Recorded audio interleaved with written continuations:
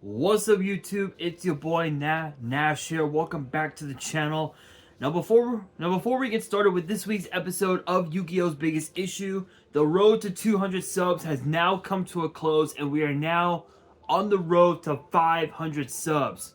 Who knows? Maybe we might hit 500 subs by the end of the year.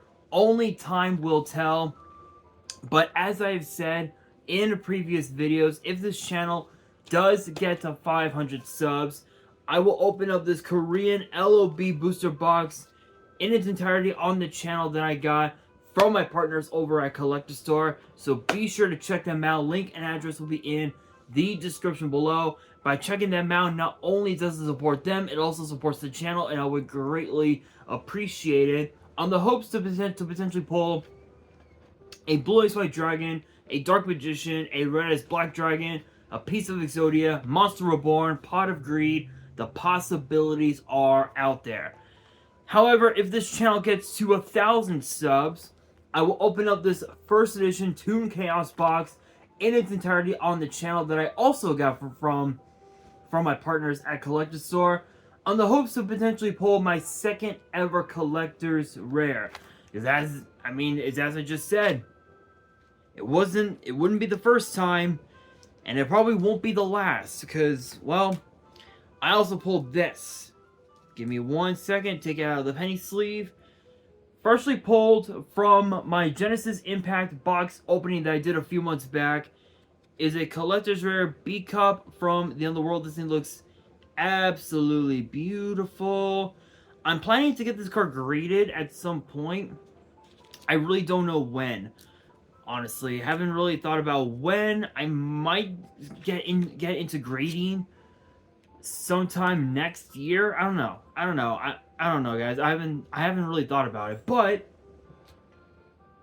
with that being said, if you guys want to see those boxes get opened, maybe you guys want more episodes of WWE's Biggest Issue. Maybe you guys want more episodes of Yu-Gi-Oh's Biggest Issue, deck profiles, card discussions, WWE topic videos, or maybe, just maybe, you guys want some premium live event predictions and results.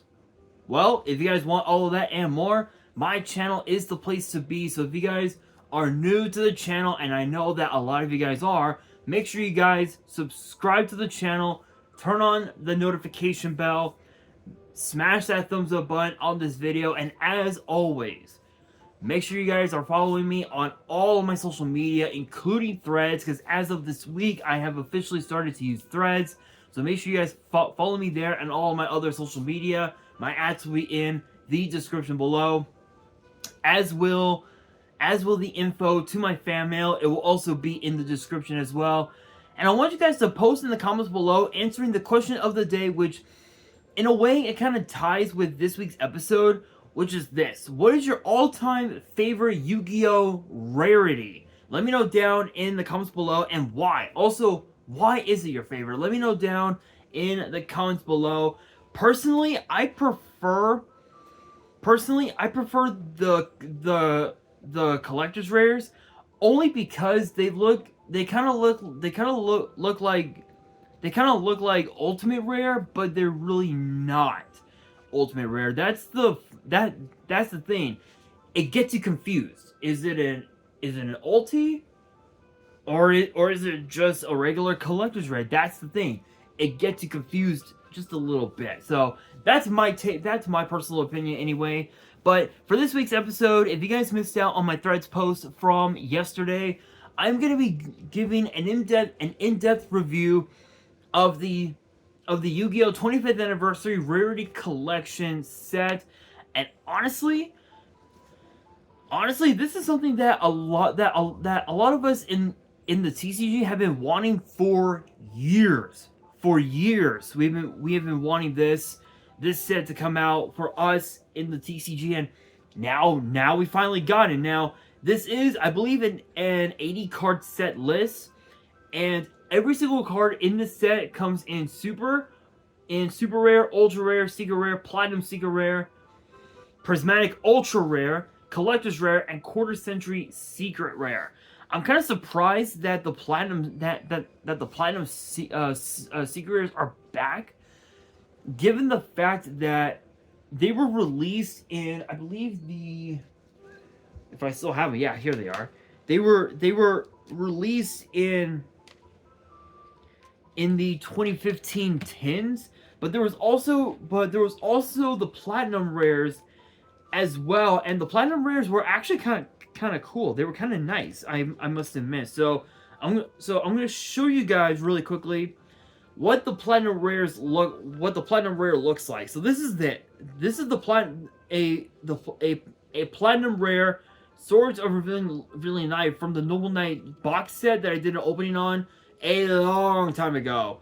Very long time ago. I think I got it for pretty cheap on Amazon, but even if I found it again on Amazon, it would be pretty expensive because there are so many cards in the set that a lot of people would want to get their hands on, and one of them, as I'm slipping this back into the top loader, one of them would actually be this.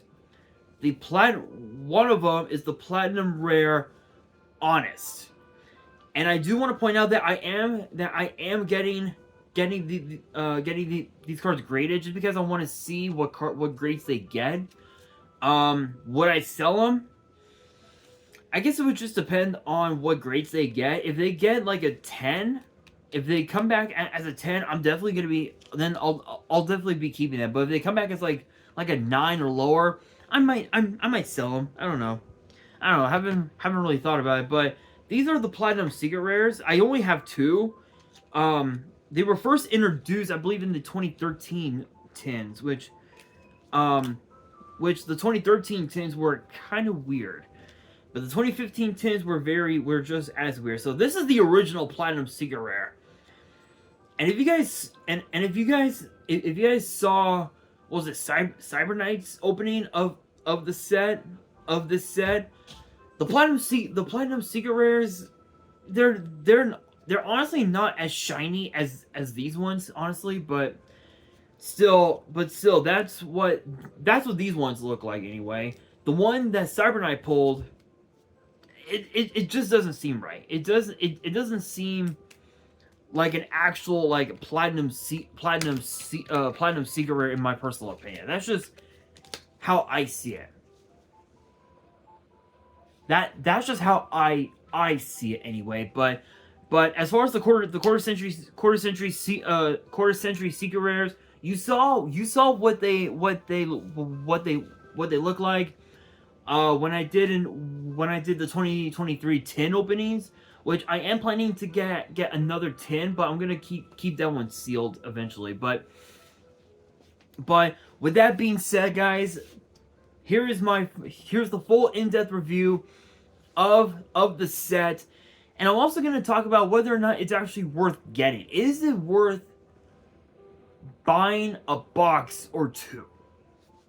Let's find out. So going in numerical order, we actually have quite the interesting amount of reprints that are in this set. So obviously Lava Golem is still a pretty decent reprint. It's perfect for pretty much like any anti-meta strategy, you know like Jeff Leonard's Exodia FTK deck. There's that. Numeron is also another pretty funny deck you could use this card on. That this card can be implemented in. Sorry. Then of course you've got Lone Fire Blossom, perfect for pretty much any like plant-based deck. Still awesome. Effect Veiler. It's a hand trap. It's a hand trap. You can never go wrong with hand traps, honestly. Vision Hero Fairies. I know that there aren't a whole lot of hero decks out there nowadays. Because the hero decks, we hadn't seen them in quite some time. But honestly, Vision Hero Fairies is actually pretty good. Then of course we have Tour Guide from the Underworld. I'm kind of surprised that Tour Guide got reprinted, given the fact that it was just reprinted. What in the Dark World Structure deck, if I remember correctly. So it's it's an okay reprint, I'll say. Artifact Lancia, probably one of the best cards in the entire Artifact line, aside from what Scythe. Excuse me, which Scythe is now banned, so why not put in Lancia? I think this is kind of like a Dark Law. If I remember correctly, Lancia is sort of like a Dark Law of sorts, which is not too bad, not too bad. Then of course we got the Winged Dragon of Ross Fearmos, which is kind of similar to Lava Golem, but your opponent doesn't take any damage, which is kind of sad. Then of course we got Ash Blossom and Joy Spring. It's Ash Blossom. It's still being played by today's standards. You can never go wrong with that. Fairy Tale Luna, probably one of the worst reprints you could ever have. If it was Snow, it would be a bit different, but with Snow banned again, Fairy Tale Luna is probably the second best option, but let's be real, Luna is nothing compared to Snow. Let's just be real on that. And then of course we've got Inspector Border. I'm surprised that a card like Border is in this set, given the fact that you don't see that card that often, unless if you played like a FTK deck or something. Then yeah, maybe, but Border mainly used in anti-meta strategies, which for some reason Jobber, big shoutouts to him, he actually prefers anti-meta decks. Why? I don't know. But that's his own personal preference. I'm not going to judge. But next up we have Ghost Bell and Haunted Mansion. This is actually a really good reprint, given the fact that this card doesn't get enough love. Why? I don't know. It stops graveyard effects. So why would you want to? Why not? Why wouldn't you want to give Ghost Bell some love? You know, it doesn't make sense. But next up we have Blackwing Simone the Poison Wind. This is an interesting reprint because I believe there are a couple other Blackwings in this set. There's a few others. I think there's a couple other Blackwings in this set. I don't remember, but Simone is kind of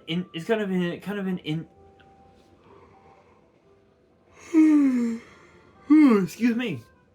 It's kind of an interesting reprint because when Simone was first introduced, I think in White Dragon Abyss, it was like a $50 ultra rare.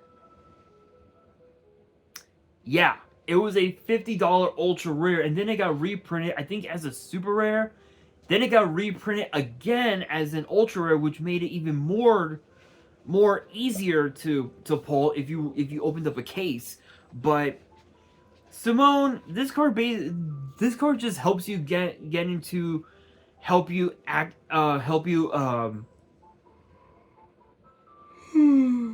excuse me.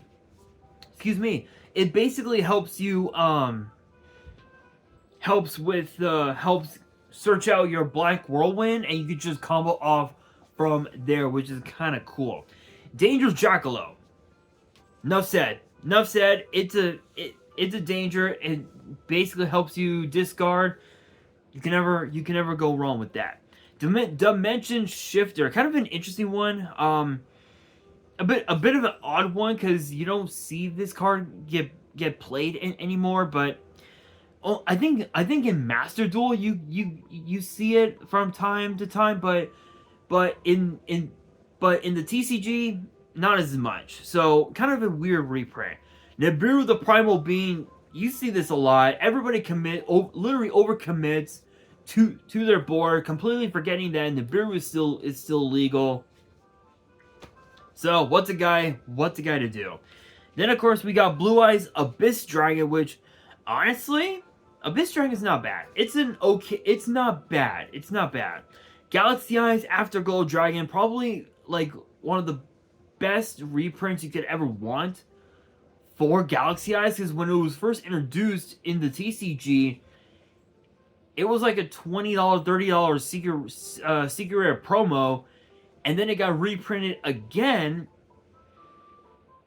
Again, I think as just a plain ultra rare. Now it's gonna get quite a few rarity upgrades, if you will. So that's actually kind of cool. Although I think if I am planning to get a box of this set, I just don't know when, because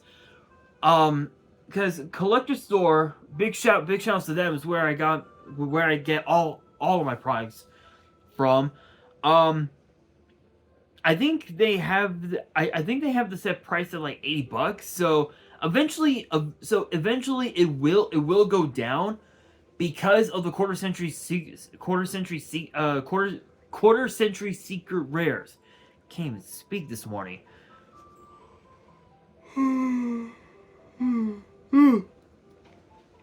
And obviously when a rarity is less popular, then that one particular set the price of that one set will go down, which lowers the price of pretty much every single card in the set. So I'm not too worried about this set being lowered in price, but honestly, I can't wait for this set. I know that there's gonna be a lot of Yu-Gi tubers out there. They're gonna wanna buy at least 3 cases of this set just to pull one of every single card of every single rarity in the set. So those are gonna be some interesting videos. So make sure you guys keep an eye out for those. But for those other Yu-Gi tubers out there. But next up, we have Win the Wind Channeler. Try saying that five times fast. Again, it's whatever. Eldritch, the Golden Lord, both original and alternate art, so that's pretty cool. That's pretty cool that Eldritch is going to be getting another reprint. Dogmatica, Ecclesia, the Virtuous. Dogmatica, you don't see it get played anymore. I think it kind of peaked a little bit within the last year. Once we got the Vices Starfrost cards, but once we got those, and once we got into the Kashtira format, Dogmatica just kind of just went MIA completely. So it's whatever. Following the Valbaz, kind of a weird one, but it is what it is. Alpha, the Master of Beasts. This is a nasty one, a nasty reprint. Awesome to see it. I think this is the second reprint. Either the second or third, might be the fourth, I don't know, but still, that's an awesome reprint. Iris Sword Soul, interesting that we don't see Sword Soul anymore, but it is what it is. Cyber Angel Benton, kind of a dumb one because of the fact that this card was used in not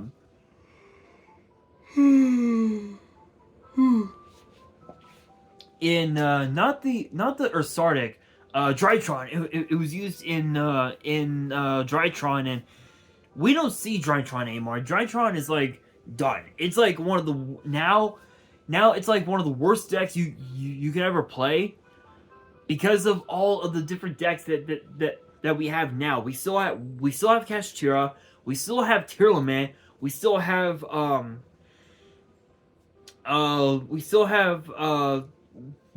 what was it, Lubellion? There's a few decks that are still playable in the meta today, and Drytron is now one of them. Mass Hero Darklaw, awesome reprint. I mean, it's Darklaw. It banishes cards. What's wrong with Darklaw? Elder Entity Ents. It is what it is.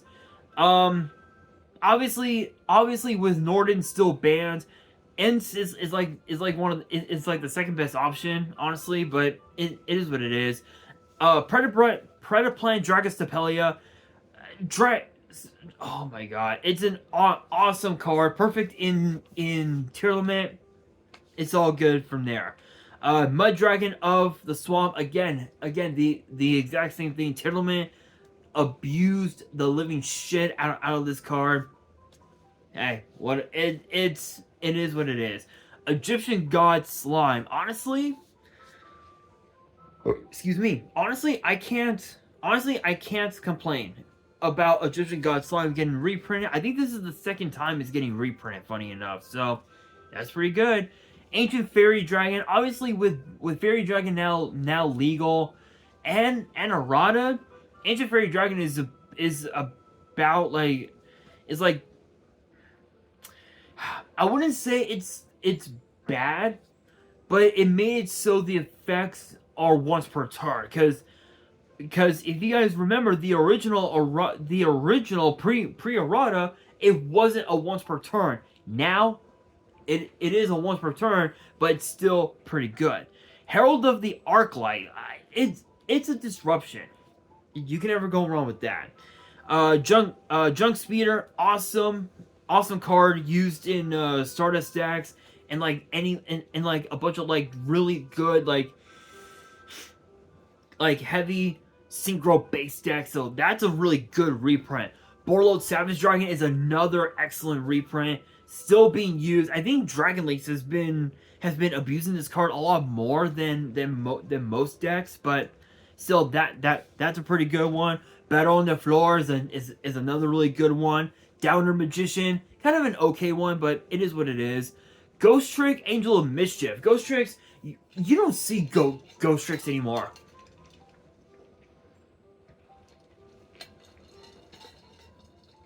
You really don't see them anymore, but whenever you do, it's mainly in like locals or like YCS or something. And that's about it. That's about it. Galaxy Eyes, full armored photon dragon. I think it's the full name. Honestly, it's awesome. It literally gives you a pop on board. So that's actually pretty cool. Red Eyes Flare Metal Dragon. You play this card. The only thing you gotta say to your opponent is good luck. You wanna play cards, you gotta pay points. Plain and simple. Number 100, Numeron Dragon. Kind of an odd one, kind of an odd reprint, given the fact that there aren't a whole lot of decks in the meta that can play this card. Like maybe Numeron and maybe Utopia are like the only two decks that can abuse this card, but it takes a lot of setup, to be honest. Then of course we have Dingirsu, the Orchest of the Evening Star. Or Dingirsu, you don't see it get played as much anymore. But it's still a pretty decent card, still a pretty decent reprint, but it is what it is. Time Thief Redoer, awesome reprint. It can literally help you make Zeus. This is a card that can help make Zeus. Or it can help make Anti-Zeus, which is the new one, the new card that dropped in Age of Overlord, if I remember correctly. So that's a pretty good one. That's a really good one, a really good reprint. Even Cherubini, Ebon Angel of the Burning Abyss. It's an awesome reprint. I think it's mainly used in like 3-star heavy base decks. You know, like I think like Frogs maybe, and couple of others, couple of, well, even Burning Abyss itself. Funny enough, even Phantom Knights as well, if I remember correctly. Nightmare Unicorn, both original and alternate art. It's awesome that we're seeing a lot of really good generic cards being reprinted in a set like this. So this is actually really good. Mech Knight Crusader Avermax is another good one. Code Talker Inverter is a pretty decent one. Striker Dragon Links, obviously. Celine, Queen of the Master Magicians. This is such a good reprint. Like, you can never go wrong with this card. Decode Talker Heat Soul is another interesting one. Artemis, the Magus' Moon Maiden is a pretty decent one. Change of Heart, which is a really good one. Reinforcement of the Army is awesome. Reasoning, Fossil Dig, Spellbook of Judgment. Judgment is kind of an odd one. Spellbooks, you don't see him. You don't really see them anymore. So it's like whatever. Pre preparation of rights. Not the best reprint, but it's not the worst either, I'll say. Pot of Desires, Called by the Grave, Magical Eyes Fusion, Pot of Extravagance, Dark Ruler No More, Lightning Storm. Lightning Storm, come on. It's basically it's either a Raigeki or Harpy's Feather Duster. It's pretty fucking nuts. Nadir's Servant, pretty insane. Triple Tactics Talent, come on. Snatch Steal, Pot of Greed, Confiscation, come on. Come on. You can never go wrong with that. Okay, so for some reason my laptop doesn't want to work. So, as far as those reprints go, Dark Ruler No More is kind of an odd one because you don't really see it get played anymore. Only time you see it is in like side decks because for one you really don't, because there aren't a whole lot of decks that excuse me that can be stopped by Dark Ruler No More because for the most part, of all the decks that showed up to YCS Indie, I think 80% of them were all like FTK decks and like burn decks and whatnot from what I remember. And yeah, so Dark Ruler No More was kind of a dud, if you will. So that's an interesting reprint. Forbidden Droplet, still a pretty good one. Chaos Space, it's whatever. Pot of Prosperity, Small World, which is a bit of a weird one. Magician's Salvation, Compulsory Evacuation Advice, kind of an odd one given the fact that it's a DM, it's an old like DM staple, but it is what it is. Summon Limit is a pretty good one. Ice Barrier is pretty decent. Dimensional Barrier is a good one. Harpy's Feather Storm, not Duster, Storm. Kind of a weird one. I think Duster would have been a much more better reprint than Storm, but it is what it is. Evenly Match is awesome. Infinite Impermanence is still pretty good. Dogmatica Punishment is still pretty nasty. Shadal Schism, Ice Dragon's Prison, and Tri Brigade Revolt. So that is the full set list.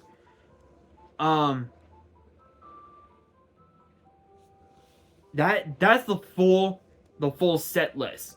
Honestly, this is a pretty nasty set. This is really good. This is probably one of the best like reprint sets that Konami has ever printed. So is it worth getting? Absolutely. It is definitely worth getting because if you think about it, if you really think about it, the Platinum Secret Rares, the Prismatic Ultra Rares, the Collector's Rares, and the Quarter Century Secret Rares, you can actually get them graded, and 9 times out of 10 they'll come back as like a 10. Like 8, maybe 9 times out of 10 they'll come back as a 10, and they're worth keeping because over time, when you look at these cards, 5 years from now or 10 years from now or something, and you want to sell them, they're going to be worth quite a bit. They'll be worth quite a bit of money. So it's definitely worth getting. If I were you guys, I would buy 2 boxes, open one up, and then keep the other one sealed, because obviously with sets like this, they can age pretty well over time. So definitely keep that in mind. But honestly, again, this is definitely worth getting 100%. I mean, if you want to get the singles, go ahead, but good luck paying good luck paying 200, 300, 400 bucks for a prismatic ultra rare. Just saying. Just saying. But with that being said, that will do it for this week's episode of Yu-Gi-Oh's Biggest Issue. Hopefully you guys enjoyed. If you did, make sure you guys smash that thumbs up button. If you guys are new to the channel and you guys want more episodes of Yu-Gi-Oh's Biggest Issue in the future, make sure you guys subscribe to the channel, turn on the notification bell, and as always, make sure you guys are following me on all of my social media. My ads will be in the description below, as will the info to my fan mail. It will also be in the description as well. And on that, this is your boy Nash, signing out.